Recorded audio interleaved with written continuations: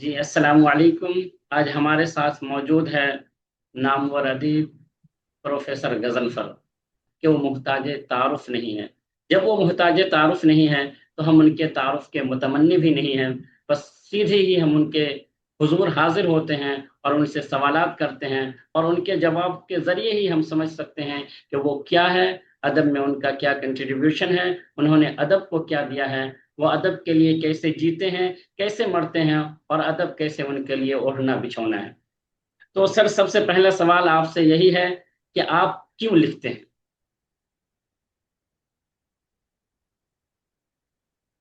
ہاں، یہ سوال بہت اہم ہے اور ہر ادیب سے یہ پوچھا جانا چاہیے کہ وہ ادب کیوں لکھتا ہے۔ تو میں تو اس کا جواب یہی دوں گا کہ جس طرح کسی کو بھوک لگتی ہے، پیاس لگتی ہے، تو کھانا چاہتا ہے، پانی چاہتا ہے، تو مجھے لکھنے کی بھوک لگتی ہے، اور جب بھوک لگتی ہے تو میں لکھتا ہوں۔ لکھنے کا جو پروسیس ہوتا ہے، کبھی کبھی کوئی واقعہ یا کوئی منظر یا کوئی پیکر یا کوئی حادثہ یا کوئی سانحہ یا زندگی کی کوئی بات یا کوئی خیال جب پریشر ڈالتا ہے، ذہن میں ہانٹ کرتا ہے اور اندر اتھل پتھل مچا دیتا ہے، تو تخلیقی پروسیس شروع ہو جاتا ہے۔ یعنی ایک خاص طرح کی بے چینی ہونے لگتی ہے، اور جی چاہتا ہے کہ جو پریشر ہے اس پریشر کو کم کیا جائے، اور اس پریشر کو کم کرنے کے لیے چونکہ اللہ نے ادبی صلاحیت ودیت کر رکھی ہے، تو ادب کو میں وسیلہ بناتا ہوں۔ جیسا کہ آپ نے فرمایا کہ اندر اندر اتھل پچھل مچی ہوئی ہوتی ہے، تو ہم لکھنا شروع کرتے ہیں، تو اسی کو یہ کہا جاتا ہے کہ دل کا غبار نکالنے کے لیے بہت سے لوگ لکھتے ہیں۔ تو پھر سوال یہ ہوتا ہے کہ لکھنے کے بعد دل کا غبار نکل چکا ہوتا ہے، تو پھر کتاب کی اشاعت پر ہم کیوں توجہ مبذول کرتے ہیں، اور پھر شہرت کی خواہش کیوں ہوتی ہے، اور پھر لالچ کا داعیہ ہمارے دلوں میں کیوں ہوتا ہے؟ شہرت کی خواہش ہوتی ہے یا نہیں ہوتی ہے، لالچ ہوتا ہے یا نہیں ہوتا ہے، لیکن یہ خواہش ضرور ہوتی ہے کہ جو ہمارا اضطراب ہے وہ اضطراب صورت اختیار کرے اور ادب کے سانچے میں ڈھل کر دوسروں کے اضطراب کا کتھارسس کرے، تزکیہ نفس کرے، اس کی بے چینی کو دور کرے۔ کیونکہ جب انسان ادب پڑھتا ہے، چاہے وہ فکشن ہو چاہے وہ شاعری ہو، تو اس کے اندر کی جو ناسودہ خواہشات ہوتی ہے، جس کی وجہ سے ایک پریشر رہتا ہے، اس کا انعکاس ہو جاتا ہے، اس کے اندر کی بے چینی دور ہو جاتی ہے، اور وہ اسموتھ ہو جاتا ہے۔ جیسے سانپ کے اوپر سے کیچلی اتر جاتی ہے تو سانپ اسموتھ ہو جاتا ہے، چلنے لگتا ہے، رینگنے لگتا ہے، بھاگنے لگتا ہے۔ اسی طرح سے انسانوں کے اوپر ناسودہ خواہشات کی وجہ سے طرح طرح کی پیچیدگیاں پیدا ہو جاتی ہیں۔ یعنی یہ ناسودہ خواہشات کیا ہیں؟ آپ کا جی چاہتا ہے کسی سے محبت کرنا، معاشرے کی وجہ سے نہیں کر پاتے۔ جی چاہتا ہے کسی کو ماریں، نہیں مار پاتے۔ جی چاہتا ہے کہ کوئی ایسا کام کریں جو معاشرے کے لیے سود مند ہو، لیکن دباؤ کی وجہ سے وہ نہیں کر پاتا۔ تو یہ خواہشیں مرتی نہیں ہیں، وہ دب جاتی ہیں اور آپ کے لاشعور میں جا کے بیٹھ جاتی ہیں، اور یہ لاشعور سے نکلنے کی کوشش کرتی ہیں، اور کبھی ادب کی صورت میں، کبھی خواب کی صورت میں، کبھی کسی اور صورت میں نکل آتی ہیں۔ اور جب یہ نکل آتی ہیں تو آپ کا تزکیہ نفس ہو جاتا ہے، آپ اسموتھ ہو جاتے ہیں، اور آپ اس بے چینی سے، اس پیچیدگی سے نجات پا لیتے ہیں۔ تو جی بہت بہت شہرت شکریہ کی سر۔ خواہش ہو یا نہ ہو، شہرت کی خواہش ہو نہ ہو، کتاب چھپانے کی خواہش ہو نہ ہو، لیکن یہ خواہش ضرور ہوتی ہے کہ آپ کے اندر کا جو احساس ہے وہ دوسروں تک پہنچے، اور دوسروں تک پہنچانے کا ایک ذریعہ یہ ہے کہ آپ اس کو تخلیق کے سانچے میں ڈھالیں اور وہ تخلیق اشاعت پذیر ہو اور لوگوں تک پہنچے۔ بہت بہت شکریہ سن۔ اب دوسرا سوال یہ ہے کہ آپ نے جب لکھنا شروع کیا تھا تو اس زمانے کے ادب میں اور آج کے زمانے کے اردو ادب میں بنیادی فرق آپ کیا محسوس کرتے ہیں؟ دیکھیے، ادب جو ہے زندگی، وقت کے ساتھ ساتھ زندگی بدلتی ہے، معاشرہ بدلتا ہے، فنون لطیفہ بدلتے ہیں۔ ظاہر ہے کہ ادب بھی ایک فن ہے، فنون لطیفہ کی ایک شاخ ہے، تو معاشرے کے اثرات، زمانے کے اثرات اس پر بھی مرتب ہوتے ہیں۔ مثلا جس زمانے میں نے شاعری شروع کی تھی یا فکشن لکھنا شروع کیا تھا، تو وہ زمانہ 20ویں صدی میں چھپنے والوں کا زمانہ تھا، اور ہم سمجھتے تھے کہ جو 20ویں صدی میں چھپتے ہیں وہ بہت بڑے رائٹرز ہوتے ہیں، ان کو دنیا پڑھتی ہے، یا مشاعرے میں جو نظم سنائی جاتی ہے یا جو غزل سنائی جاتی ہے اس کی داد ملتی ہے، تو یہی بہت بڑی کامیابی ہے۔ تو ظاہر ہے کہ طالب علم، ہائر سیکنڈری سطر کا زمانہ تھا، ہائر سیکنڈری میں تھا، تو اس زمانے کی یہ صورتحال تھی، تو میں ڈائریکٹ نظمیں، ترقی پسندانہ انداز کی نظمیں لکھتا تھا، صاف ستھری غزلیں لکھتا تھا، سمپل غزلیں لکھتا تھا، اور کہانیاں بھی جذباتی قسم کی کہانیاں زیادہ ہوتی تھی، زبان و بیان کو بہتر بنانے کی کوشش میں کرتا تھا۔ لیکن جب میں اسکول کے بعد کالج پہنچا اور کالج کے بعد علی گڑھ مسلم یونیورسٹی میں داخل ہوا، تو علی گڑھ کا جو ادبی ماحول تھا اس کے اثرات مرتب ہوئے، اور جو مثلا شہریار صاحب یا قاضی عبدالستار صاحب یا وحید اختر صاحب یا اور دوسرے اساتذہ، تو ان کی، یا خلیل الرحمن اعظمی صاحب یا خورشید الاسلام صاحب، تو ان کی صحبت کی وجہ سے، ان کے پڑھانے کے طریقہ کار کی وجہ سے، ان کے علم کی وجہ سے، ان کے فن کی وجہ سے، ان کی تشریحات کی وجہ سے ہمارے اندر بھی آنا شروع ہوئی، اور اس وقت سمجھ میں آنے لگا کہ بہتر ادب کون سا ہوتا ہے، ادب میں کیا کیا خوبیاں ہونی چاہیے، ادب میں کیا کیا خوبیاں نہیں ہونی چاہیے، اور کس طرح سے بہتر ادب بنتا ہے۔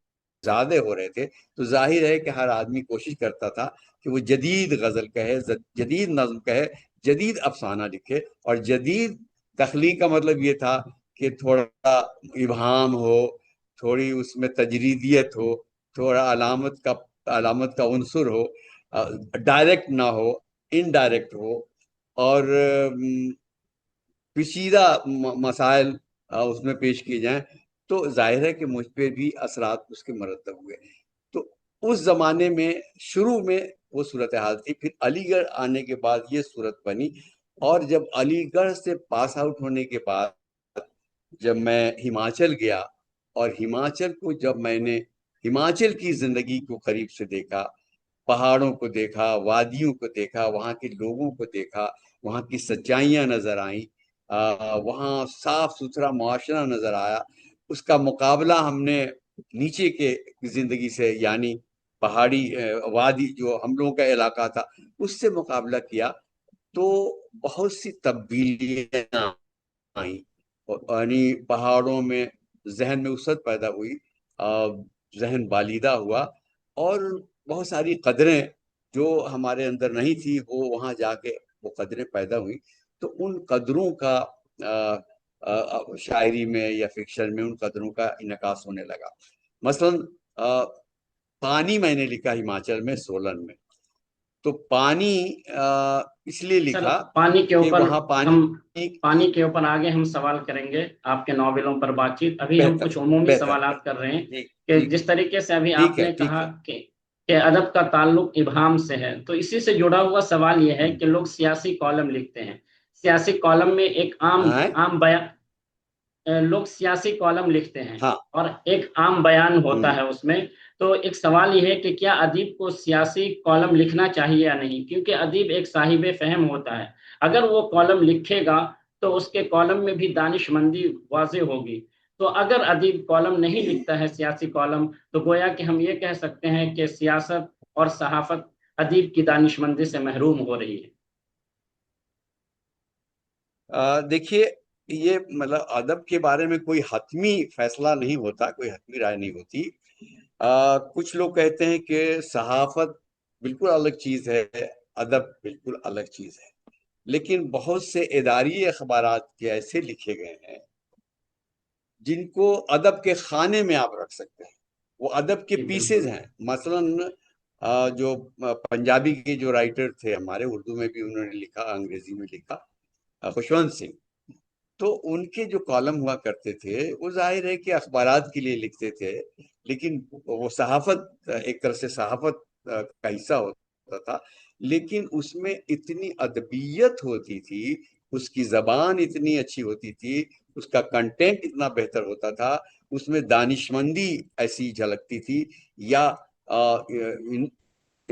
ذہن یعنی انسان کے فکر اور اس کے شعور کا انعکاس ایسا ہوتا تھا کہ وہ ادب بن جاتا تھا۔ تو صحافت اگر انفارمیشن دے رہی ہے، صرف معلومات فراہم کر رہی ہے، سنسنی خیز واقعات سامنے لا رہی ہے، دنیا کے لوگوں کو روزمرہ کے حالات سے واقف کرا رہی ہے، اور اس کا پورا مقصد یہ ہے کہ اس کو انفارمیشن پیش کرنا ہے، تو یہ صحافت ہے۔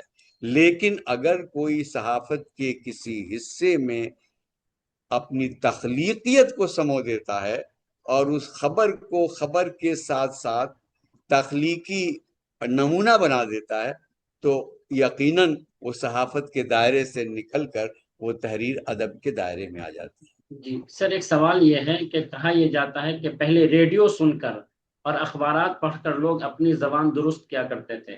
وجہ یہ سمجھ میں آتی ہے کہ اس زمانے میں ادیب اخباروں سے، رسالوں سے جڑے ہوئے تھے، ریڈیو سے جڑے ہوئے تھے، اس لیے وہاں زبان کا معاملہ بہتر تھا۔ لیکن اب ادیب صحافت سے بہت دور ہو گئے ہیں، تو ایسا محسوس ہوتا ہے کہ ادیبوں کی دوری صحافت سے ہوئی ہے، جس کی بنیاد پر صحافت میں جو زبان کا معاملہ ہے وہ معیاری نہیں رہا۔ تو کیا ہم یہ کہہ سکتے ہیں کہ کہیں نہ کہیں صحافت ادیب کی محرومی کی وجہ سے بھی زبان کے لحاظ سے کمزور ہو رہی ہے؟ نہیں، زبان کے کمزور ہونے کی ایک وجہ نہیں ہے، کوئی ایک وجہ نہیں ہے، بہت سی وجوہات ہیں۔ جی جی مثلاً یہ کہ جو اردو کا ماحول گھروں میں ہوتا تھا وہ ختم ہو گیا، جو کلاس روم میں اردو کا ماحول ہوتا تھا وہ بھی ختم ہو گیا،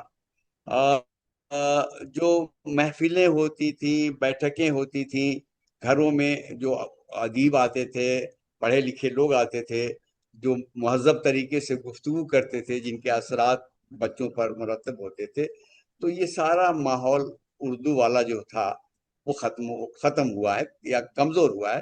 تو ایک وجہ تو یہ ہے۔ اچھا، پہلے اگر غلط زبان کوئی بولتا تھا تو ٹوک دیتے تھے گھر والے، پٹائی بھی ہو جاتی تھی، اچھی جی زبان بولنے پر انعامات بھی ملتے تھے، جی تو وہ ماحول نہیں رہا، نمبر ون۔ دوسرا ماحول یہ ہے کہ زبان کی پڑھائی جو سب سے زیادہ ضروری ہے، کیونکہ تمام سبجیکٹ کی بہتری کی بنیاد جو ہے زبان ہے، لیکن جی زبان کی طرف توجہ یہ زبان کو پڑھنے کی طرف لوگ دھیان نہیں دے رہے ہیں، بس کام چلاؤ زبان سیکھی جا رہی ہے، تو اس لیے بھی زبان اچھی نہیں ہو رہی ہے۔ پھر جو اخبارات میں جو لوگ آ رہے ہیں، ظاہر ہے کہ ان کی زبان اچھی نہیں ہے، ان کی تربیت اچھی نہیں ہے، تو ظاہر ہے کہ جب زبان اچھی نہیں جانتے تو جو کچھ لکھیں گے وہ اچھی نہیں ہوگی۔ پہلے کے لوگ چونکہ بنیاد ان کی مضبوط ہوتی تھی اور وہ صحافت میں آتے تھے تو ان کی زبان معیاری ہوتی تھی۔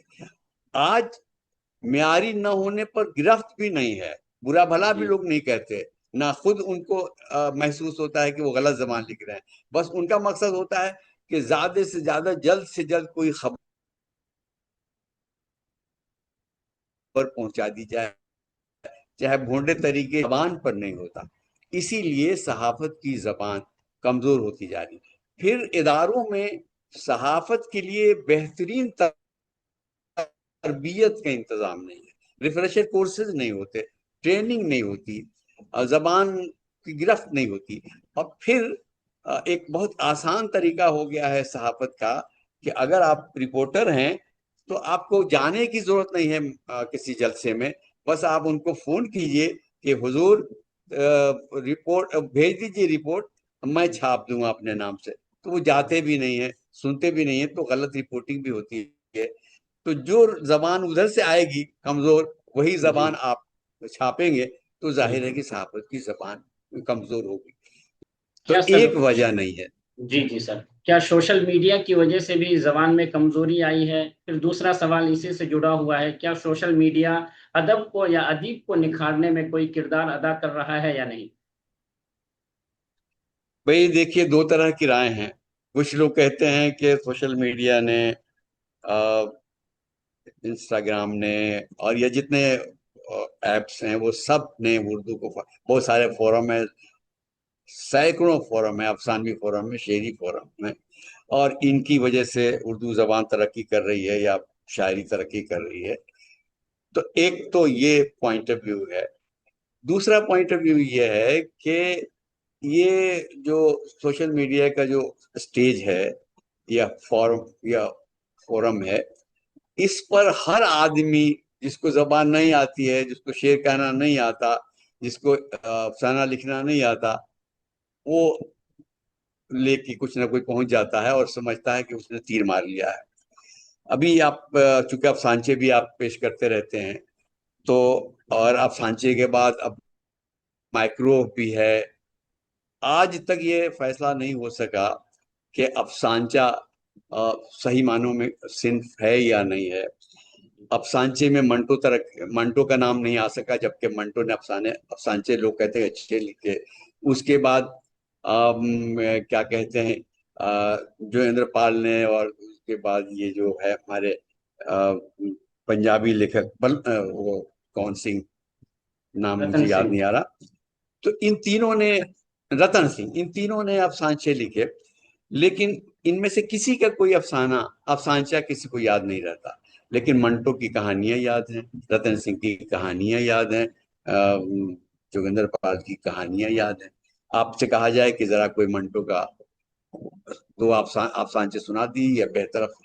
اس کی وجہ یہ ہے کہ افسانچے میں فکشن کا فن یا افسانوی فن دکھانے کے مواقع کم ملتے ہیں، یا اگر اس فن کو دکھانا ہوگا تو اس کے لیے بہت مجاہدے کی ضرورت ہے، بہت پڑھنے کی ضرورت ہے۔ افسانچے میں ایک ایک جملہ ایسا کسا ہوا ہو، اور ایسا کوئی نہ کوئی ایسا اشارہ کر رہا ہو زندگی، جس میں زندگی کا سار آ جائے، تجربات کا جی سار آ جائے، جی آپ عطر کشید کر کے زندگی سے اس میں رکھ دیں۔ اگر ایسا آپ کر پاتے ہیں تب تو افسانچہ بہتر ہوتا ہے، جی ورنہ سر، کیا ہوتا ہے کہ 5 جملے لکھ دیے اور سمجھتے ہیں کہ افسانچہ ہو گیا۔ جی جی افسانچے میں، چونکہ افسانے میں گنجائش بہت ہوتی ہے لکھنے کی، جی یوں سمجھیے کہ افسانچہ جو ہے وہ ایک چھوٹا بکس ہے، اور افسانہ جو ہے ایک بڑا بکس ہے۔ تو بڑے بکس میں بہت کچھ رکھنے کی گنجائش ہوتی ہے، جی لیکن اگر آپ افسانچے میں بہت کچھ رکھ دیں گے تو چیزیں ٹوٹ پھوٹ جائیں گی، بکھر جائیں گی، مڑ توڑ جائیں گی۔ جی تو سر، ابھی افسانچہ آپ، اسی لیے اتنے زیادہ افسانچے لکھے جا رہے ہیں، لیکن اچھے افسانچے نہیں لکھے جی جی، لوگ نہیں لکھ پا رہے ہیں۔ اس کی آپ وجہ نے یہی ہے افسانے، کہ جی محنت افسانچے، نہیں ہے۔ جی آپ نے افسانچہ اور اصناف ادب کے تعلق سے بات چیت کی ہے، تو یہ ایک سوال واجب ہو جاتا ہے کہ آپ نے ناول بھی لکھا ہے، افسانہ بھی لکھا ہے، نظمیں بھی لکھی ہے، غزلیں بھی کہی ہے، پھر اس کے علاوہ جو مثنوی کم سے کم لوگوں نے فراموش کر دیا تھا اس کو آپ نے زندہ بھی کیا ہے۔ تو سوال یہ ہے کہ آپ کس صنف میں کمفرٹ محسوس کرتے ہیں؟ کیا لکھتے ہوئے آپ کو زیادہ سکون یا آسانی محسوس ہوتی ہے؟ یہ اب ہاں، ذاتی یہ سوال کی سوال طرف ہم اکثر اب مجھ آپ کی سے، طرف آ رہے ہیں۔ ہاں، یہ سوال اکثر مجھ سے کیا جاتا ہے کہ چونکہ میں نے ناول لکھے، 3 مجموعے افسانوں کے شائع ہو چکے ہیں، 3 4 مثنویاں لکھی ہیں، خاکوں کے کئی مجموعے شائع ہو چکے ہیں، شاعری، غزلوں کا، نظموں اور غزلوں کا مجموعہ بھی، بچوں کی نظمیں بھی لکھی۔ میں کمفرٹیبل کہاں محسوس کرتا ہوں؟ جی سر، یہ سوال تو ہے اصل۔ یہ اس سوال کا جواب میرے لیے مشکل یوں ہے کہ میں جو کچھ لکھتا ہوں میں وہاں اپنے آپ کو کمفرٹیبل محسوس کرتا ہوں. جی میں جب وہ موضوع اپنے آپ اپنی حیت لے کے آ جاتا ہے، اپنا فارم لے کے آ جاتا ہے، اور میں اس میں لکھتا چلا جاتا ہوں. لیکن ناول کی صنف ایسی ہے جس میں زیادہ کھلنے کا موقع ملتا ہے، جی زیادہ اپنے افکار کے اظہار کا زیادہ موقع ملتا ہے، اور زیادہ جستیں لگانے کا موقع ملتا ہے، زیادہ جی سر لکھنے کا موقع ملتا ہے، اور بہت سارے اس اسالیب کو پیش کرنے کا وہاں موقع مل جاتا ہے، اور پھر ایک منظم افکار کو آپ وہاں پیش کرتے ہیں تو وہ زیادہ بہتر صورت ہوتی ہے لکھنے کی. اور اسی لیے مجھے جس میری حیثیتوں میں ناول والی حیثیت شاید زیادہ لوگوں کو پسند آتی ہے. لیکن کمفرٹیبل میں جب افسانہ لکھتا ہوں تو وہاں بھی ہوتا ہوں، نظم لکھتا ہوں تو وہاں بھی، غزل لکھتا ہوں تو وہاں بھی، خاکہ لکھتا ہوں تو وہاں بھی، مثنوی جو میں نے لکھی مثنوی کروے جاں وہاں بھی میں بہت کمفرٹیبل تھا. اور اس لیے لکھا، یہ پر بھی سوال لوگوں نے کیا کہ آپ نے مثنوی کی صنف کیوں اختیار کی.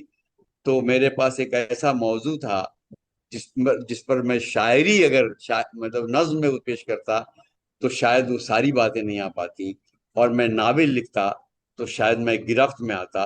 تو مجھے گرفت میں آنے سے بچنا بھی تھا، اور مجھے اپنی بات پوری کہنی بھی تھی. اور چونکہ میں دونوں پر قادر تھا، نثر پر بھی اور نظم پر بھی، اور چنانچہ مجھے مثنوی کا فارم زیادہ بہتر محسوس ہوا کہ اس میں ہم آسانی سے وہ بات جو ہم چھپا کے کہنا چاہتے ہیں وہ چھپا کے بھی کہتے ہیں، اور پوری بات کہنا چاہتے ہیں وہ پوری بات بھی کہہ دیں. اور چونکہ مثنوی مجھے خلیل الرحمن اعظمی نے پڑھائی تھی، جی بہت اچھی طرح سے پڑھایا تھا، تو مجھے وہ صنف میرے بہت دل کے قریب آ گئی تھی. اور ہم نے مثنوی آپ ایک ایسی صنف. چلیے سر، اب ہم یہ بات کرتے ہیں کہ آپ نے پہلے بھی اپنے ناول پانی کا حوالہ دیا، تو یہ سوال یہ ہے کہ آپ کے ہاں پانی رنگین نظر آتا ہے، حالانکہ لوگ کہتے ہیں کہ پانی کا کوئی کلر نہیں ہوتا، لیکن آپ نے پانی کے اتنے ابعاد، اتنے پہلو، اتنی چیزوں، اتنے جہات کو پیش کیا ہے کہ آپ کا پانی رنگین نظر آتا ہے. اس کی وجہ کیا ہے، اور آپ کے پانی کی خصوصیت کیا ہے، اس پر تھوڑی سی روشنی ڈالیں تو ہمیں خوشی ہوگی. ہاں، یہ اور کئی لوگوں نے بھی کہا کہ آپ کی بیشتر تحریروں میں پانی کا ذکر ہے. مثلا پانی میں تو پانی ہے ہی، شراب میں بھی پانی ہے، ماجھی میں بھی پانی ہے، طب بانی میں بھی پانی ہے، اور دوسری کہانیوں میں بھی پانی ہے. یا آبیازہ جو نام رکھا آپ نے تو وہ بھی ایک طرح سے پانی کا، اس میں پانی کا تعلق ہے. تو پانی میں نے قصدن یہ پانی کا کوئی استعارہ نہیں بنایا، یہ بن گیا ہے. اور یہ یوں بنا کہ جب میں ہماچل میں سولن میں سروس کر رہا تھا، جو جی پہاڑی علاقہ ہے، پانی کی قلت ہوتی تھی، اور ایک طرف کا جب پانی بند ہوتا تھا تو دوسری طرف کے گھروں میں پانی پہنچتا تھا، اور لوگ اپنے اپنے برتن لے کے نل کے پاس جمع ہوتے تھے، اور کچھ وقت کے لیے، لمیٹڈ وقت کے لیے نل کھلتا تھا، اور پھر دوسری طرف ایک طرف بند ہو جاتا ہے، دوسری کھلتا تھا. اور بہت سے لوگوں کے بالٹیاں رہ جاتی تھی، تو جھگڑا بھی ہوتا تھا. لوگ پستل بھی نکال لیتے تھے، بندوقیں تان لیتے تھے. اس واقعے نے، میں خود پانی کے لائن اچھا. میں کھڑا رہتا تھا، پھر پانی نیچے جا کے وہاں سے پانی لاتا تھا سر پہ رکھ کے. تو اس پانی نے مجھے بہت پریشان کیا. اور جب میں نے سوچنا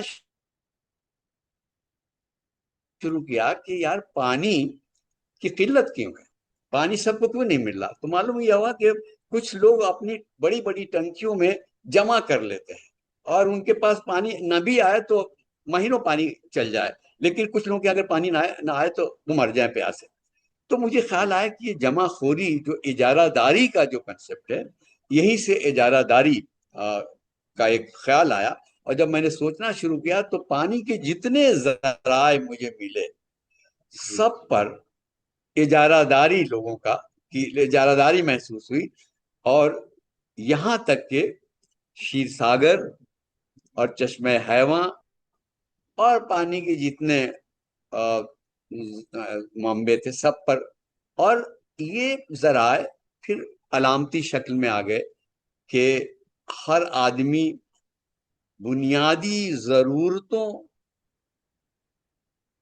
کا جو سامان ہے اس کو اپنے قابو میں کر لیں، اپنے قبضے میں کر لیں، اس پر ایک اجارہ داری قائم ہو جائے تاکہ وہ تو خوش رہیں، وہ تو سیراب رہیں، لیکن دوسرے لوگ پیاسے مریں. اور ان کو یہ بھی احساس کہ دیکھیے میرے پاس طاقت ہے، میرے پاس پانی ہے، اس کے پاس نہیں ہے. تو یہ احساس بھی ڈیولپ ہوتا ہے. اس نے مجھے پانی جی میں سر آیا. بالکل کہ پانی کو آپ نے ایک نیا معنی عطا کیا ہے. ساتھ ہی ساتھ ایک سوال اور بھی اہم ہے آپ کے ناول کے حوالے سے. کہا یہ جاتا ہے کہ آپ نے جو ابھی ایک ناول کا نام بتایا کہ دیویہ بانی، آپ نے یہ دلت پس منظر میں لکھا ہے. کچھ لوگوں کا یہ کہنا ہے کہ غضنفر اردو میں پہلے ناول نگار ہیں جنہوں نے دلت کے مسئلے پر پہلا ناول لکھا ہے. لیکن کچھ لوگوں کا یہ کہنا ہے کہ نہیں، صغیر رحمانی صاحب نے جو ناول لکھا ہے تخم خون، یہ ناول اردو میں دلت مسائل پر پہلا ناول ہے. میرے دیویہ بانی سے پہلے پریم چند کی یہاں کچھ کہانیاں ہیں جن میں دلت مسئلے کو پیش کیا گیا ہے.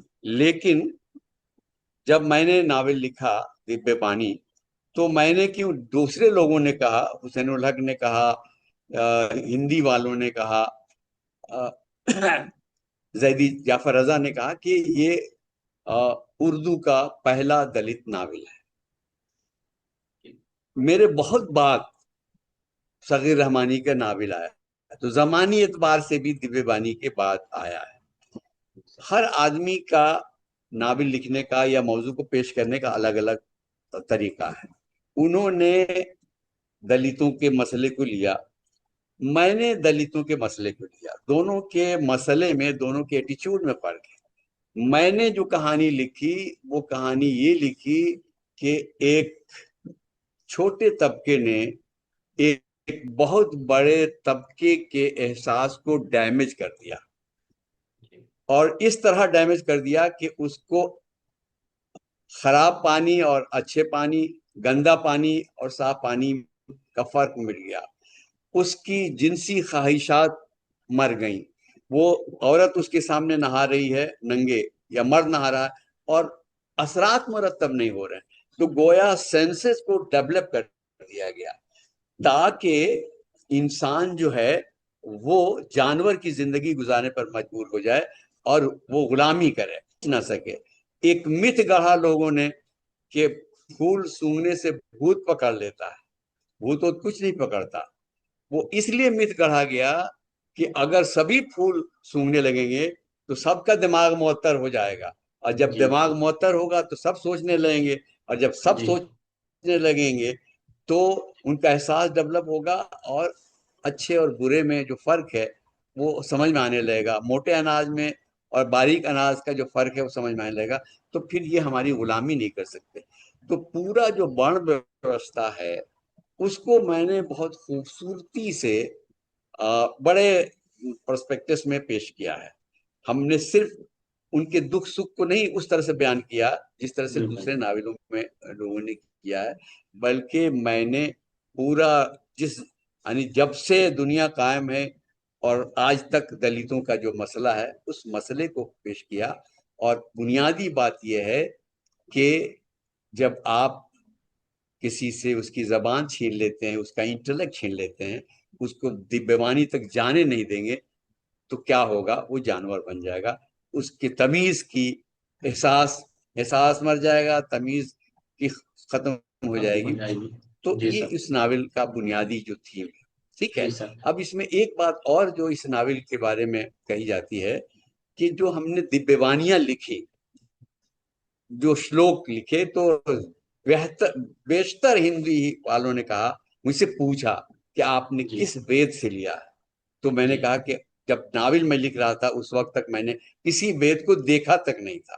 یہ جو کچھ میں نے لکھا یہ میں نے اپنی تخلیقی جو میری قوت تھی اس کے بل پر لکھا، اور اس طرح سے یہ ناول اردو کا پہلا دلت ناول بن کے سامنے آیا. کچھ اور بہت لوگوں بہت نے بھی شکریہ اس کو سر. کرنے کی کوشش کی. جی بہت بہت شکریہ. محترم ناظرین اور سامعین، فی الحال اس انٹرویو میں ہم نے پروفیسر غضنفر سے چند بکھرے سوالات پوچھے ہیں. آپ کو بھی محسوس ہوگا یہ بکھراؤ کس طریقے سے ہے. اگر یہ انٹرویو آپ لوگوں کو پسند آتا ہے تو ہم غضنفر صاحب کی خدمت میں پھر حاضر ہوں گے اور ان سے چند سوالات پر گفتگو کریں گے. بس جاتے جاتے ہم یہ بتا دیں کہ سمجھ لیجئے کہ ان کے انٹرویو کا یہ پہلا ایپیسوڈ ہے، پہلی قسط ہے. بس آخری میں غضنفر صاحب سے ہم یہ درخواست کرتے ہیں کہ ہم نوجوانوں کے متعلق بھی کچھ فرما دیجئے، بلکہ ہم نوجوانوں کو کچھ پیغام دیجئے کہ ہم نوجوان فکشن میں اگر کچھ کرنا چاہیں تو کیا کریں کہ ہم مزید بہتر کر سکیں. یہ آخری سوال ہے آپ سے. پیغام تو نہیں، نہ نصیحت ہے، بس میری ایک رائے ہے.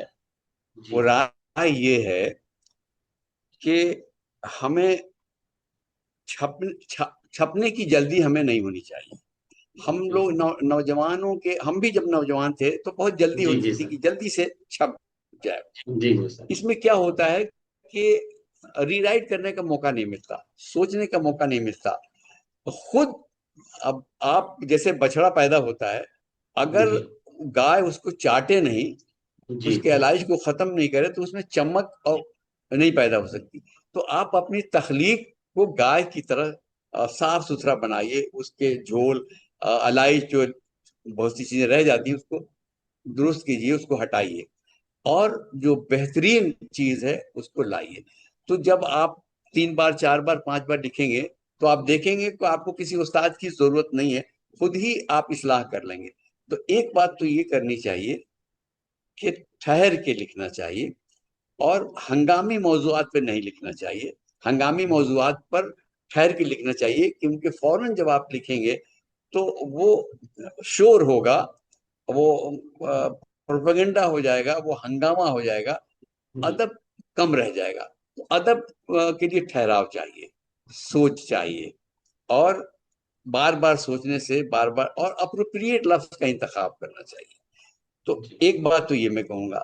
دوسری بات میں یہ کہوں گا کہ آپ کے اندر اللہ نے جو 4 قوتیں ودیت کر رکھی ہیں، قوت احساس، قوت متخیلہ، قوت ممیزہ اور قوت زبان.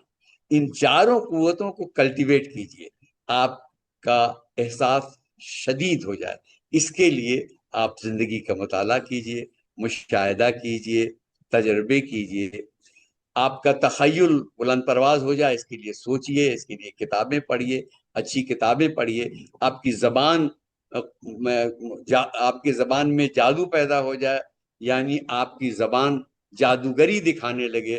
اس کے لیے آپ بہترین افسانوں کو، بہترین تحریروں کو پڑھیے، اور زبان کو منجھنے کی مشق کیجیے، اور قوت ممیزہ سے کام لیجیے. یعنی آپ کے دماغ میں بہت سے واقعات ہیں، بہت سے تجربات ہیں، ان میں سے انتخاب کیجیے. قوت ممیزہ آپ کو مدد کرتی ہے بہتر انتخاب کے لیے. تو جب بہتر انتخاب ہوگا موضوع کا تو اس کے لیے بہتر صنف کا انتخاب ہوگا، اور بہتر صنف کا انتخاب کریں گے تو بہتر الفاظ کا انتخاب کریں گے، اور پھر ان الفاظ کو ترتیب دینے میں بھی ایک انتخاب کا کام ہوگا. تو یہ چاروں قوتوں پر مشق، یعنی چاروں قوتوں کی مشق کیجیے، ان پر محنت کیجیے، اور پھر دیکھیے کہ آپ کی تحریر آج جس انداز کی ہے، 2 روز کے بعد، یہ چند دنوں کے بعد وہ انداز بدل جائے گا. اس میں آج جو حسن نہیں ہے اس میں حسن پیدا ہو جائے گا. تو مشق بہت سے بہت شکریہ. حسن جو ہے وہ پیدا ہوتا ہے. بہت بہت شکریہ سر، آپ نے ہمارے لیے وقت نکالا اور قیمتی مشوروں سے بھی نوازا. یہ سمجھیے کہ یہ ایک پہلا ایپیسوڈ ہے، اور پھر دوبارہ ہم آپ کی خدمت میں حاضر ہوں گے چند سوالات کے ساتھ، اور درخواست کریں گے کہ ان سوالات پر بھی روشنی ڈالیے. تو قارئین، ناظرین، ہمیں اجازت دیجیے، پھر ہم دوسرے پروگرام میں غضنفر صاحب کے ساتھ حاضر ہوں گے، اور پھر ان ادبی سوالات پر مزید روشنی ڈالنے کی ان سے درخواست کریں گے۔ بہت بہت شکریہ۔